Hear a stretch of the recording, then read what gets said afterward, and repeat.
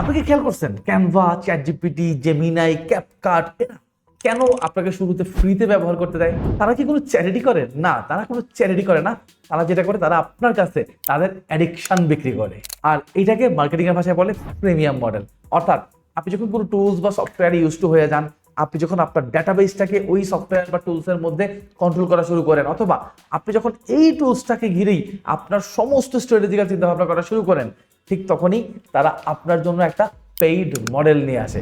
অর্থাৎ ওই software company যখন মনে করে এই সফটওয়্যার থেকে আপনার আর বের হওয়ার কোনো সুযোগ নাই, তখনই তারা আপনার জন্য একটা পেইড মডেল নিয়ে আসে। আর এটাকে বলে বেসিক্যালি প্রিমিয়াম মডেল। অর্থাৎ ওই সফটওয়্যার কোম্পানি প্রথমে আপনাকে ফ্রিতে ব্যবহার করতে দিয়ে দেন আপনার কাছে প্রিমিয়াম অফার করে বসে। আর যেহেতু আপনি ওই সফটওয়্যার থেকে বেরোতে পারবেন না, তো ফ্রি এর পর ওই প্রিমিয়াম আপনার নিতেই হয়। সো আমরা এই প্রিমিয়াম বিজনেস মডেল থেকে যেটা শিখলাম সেটা হচ্ছে, যদি আপনি কোনো সফটওয়্যার অথবা স্যালস বিজনেস করে থাকেন, তাহলে আপনাকেও আপনার কাস্টমারদের কাছে শুরুতে ফ্রিতে কোনো একটা সার্ভিস অফার করতে হবে।